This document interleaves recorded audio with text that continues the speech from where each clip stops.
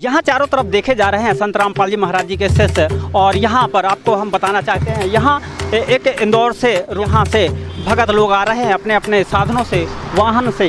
Traffic अगर देखते हैं तो यहाँ काफ़ी व्यवस्था, कहीं भी कोई भी ट्रैफिक भी जाम यहाँ नहीं आता। और यहाँ फ्लैक्स यहाँ पर लगा है, संत गरीबदास जी महाराज जी के अमरवाणी का अखंड पाठ तथा विशाल भंडारा। यहाँ विशाल भंडारा की तैयारी है। अभी आपको दिखाए थे इंदौर रोड और उज्जैन रोड पर।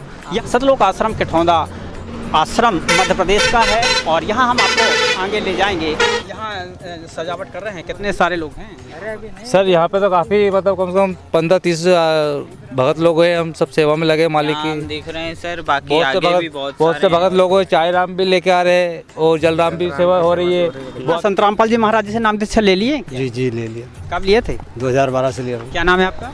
बाबूदास। दीक्षा लेने से जो है हाँ, ये संकट सारे दूर हो जाते हैं, वाद विवाद नहीं होते। नहीं, जब नाम दीक्षा नहीं लिए थे तो इसके पहले क्या होता? इसके पहले तो झगड़ा झुगड़ी होता रहता था आपसे। क्या शांत हो? कुछ भी नहीं, सब शांत हो गए।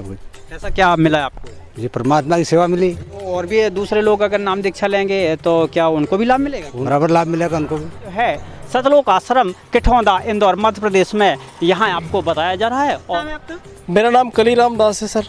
मैं खंडवा जिला पुनासा तहसील ग्राम सिरकिया का रहने वाला हूँ। और यहाँ हमारे सदगुरु रामपाल जी महाराज का 72वां अवतरण दिवस है। इसके उपलक्ष्य में हमारी सेवा लगी। यहाँ हम ड्राइवरी का काम करते हैं तो ड्राइवरी की सेवा लगी। क्या आप नशा नहीं करते? सर नशा तो करने की तो दूर की बात है, पर हाथ भी नहीं लगाते, हम देखते भी नहीं नशे को। और बगैर नशे से बराबर गाड़ी परफेक्ट सही साथ चलाते हैं भाई।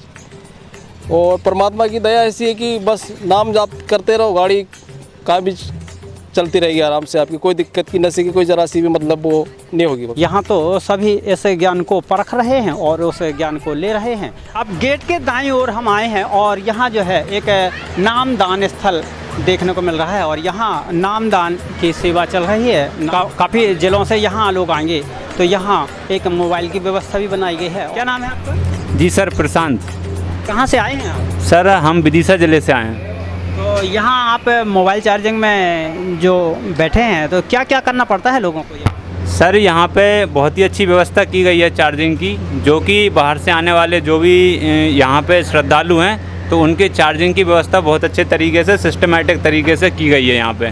तो कोई भी आता है तो उसके जो है नंबर टोकन दिया जाता है उसको, और बाकायदा टोकन लेकर ही उसको वापस मोबाइल किया जाता है। तो क्या शुल्क भी लगता है? ये सारी सेवाएँ जो है निःशुल्क हैं। कितने लोगों के मोबाइल यहाँ आप लोग चार्ज कर सकते हैं? 1000 से प्लस लोगों के। सर जी यहाँ पर मतलब ये इतना भव्य प्रोग्राम है, मतलब हम लोग के गुरु जी का है, संत रामपाल जी महाराज के मतलब प्रोग्राम है। और उस प्रोग्राम में मतलब सारी सुविधाएं निःशुल्क होती है और जगह जगह से श्रद्धालुगण आते हैं और अपने जो भी है अपना दर्शन के लिए।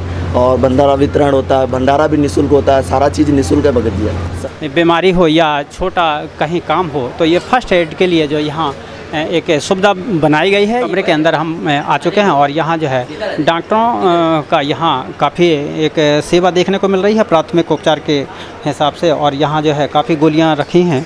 देखते हैं, आइए इन्हीं लोगों से पूछते हैं क्या सेवा रहती है, आप लोगों को क्या करते हैं? सर जी हम प्राथमिक उपचार में जो भगत आत्माएँ रहती है उनके पेन किलर के लिए टेबलेट वगैरह देते हैं हम, और ड्रेसिंग वगैरह छोटी मोटी ये हम करते हैं, मतलब सेवा भगत आत्मा होगी। क्या नाम है सर आपका? काशीराम दास, शाजापुर जिले से, सुजालपुर से। आपकी क्या सेवा रहती है? स्वास्थ्य से संबंधित सेवा है भगत। कोई फीवर आ रहा है, सर्दी खांसी है, हाथ पैर दर्द हो रहे हैं, कोई भगत आत्मा काम करती है उधर दर्द होने लगता है तो उसको दर्द निवारक गोली देना, कोई चोट मोट लग जाती है तो उसमें टूप वूप लगा के ड्रेसिंग वेसिंग करना, ऐसे प्राथमिक उपचार दिया जाता है। नाम है आपका? रंजित मालवी। कहाँ से आए? मैं देवास के टोंकुर तहसील से आया हूँ।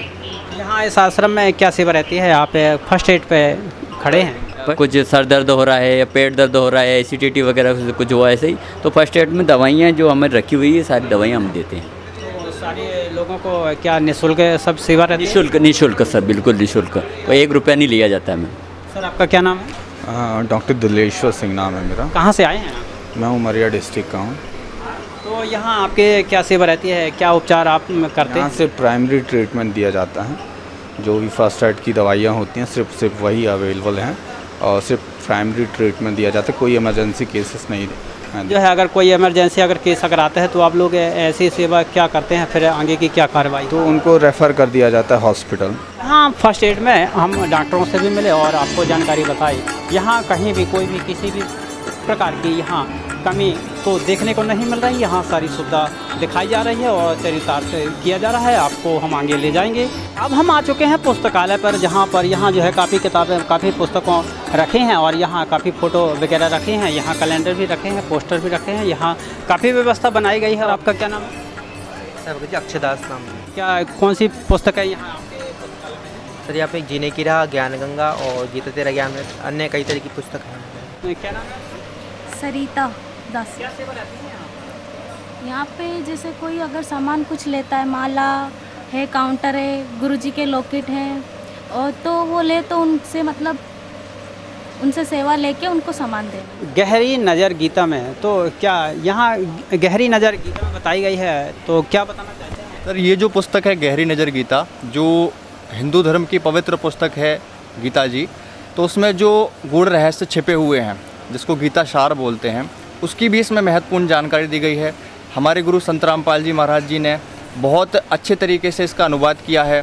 शास्त्रों के आधार पर इसमें बहुत सारी जानकारी भी प्रदान की गई है। और क्या रहस्य है जो आप एक गहरी नज़र इस पुस्तक में लिखा है? कि जो पवित्र हिंदू धर्म की पुस्तक है गीता जी, उसमें बहुत सी मुख्य बातें लिखी हैं। जैसे कि जो 15वें अध्याय का पहला और 1 से लेकर 3 तक जो श्लोक हैं, उसमें उल्टे लटके हुए पीपल रूपी वृक्ष की जानकारी बताई है। फिर 15वें अध्याय के 17वें श्लोक में और उसमें पूर्ण परमात्मा की जानकारी बताई है। और भी बहुत सारे ऐसे गूढ़ रहस्य हैं, जैसे 4थे अध्याय के 5वें मंत्र में भी उस पूर्ण संत की खोज करने के लिए जानकारी बताई है।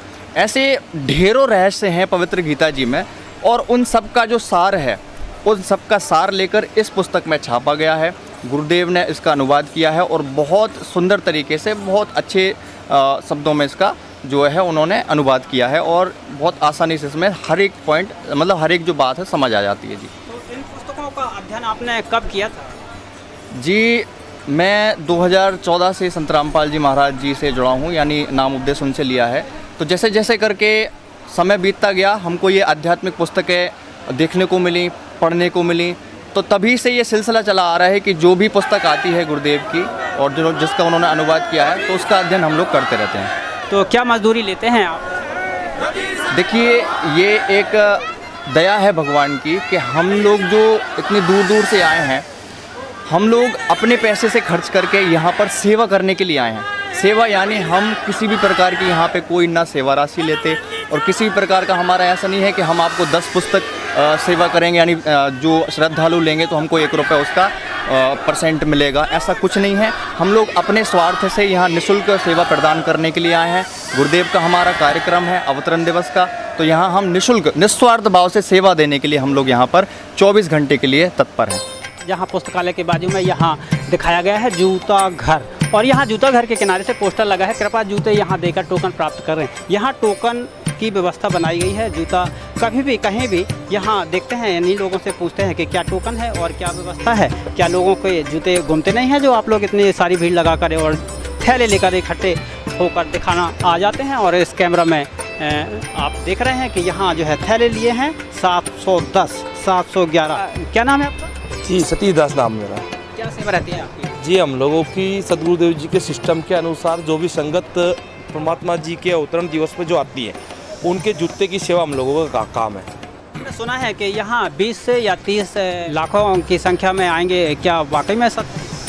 नहीं, बिल्कुल 100% बात है। अभी आप हमको बता देंगे, हमारे यहाँ की जगह लगभग 10,000 जूते के बैग रखे हैं।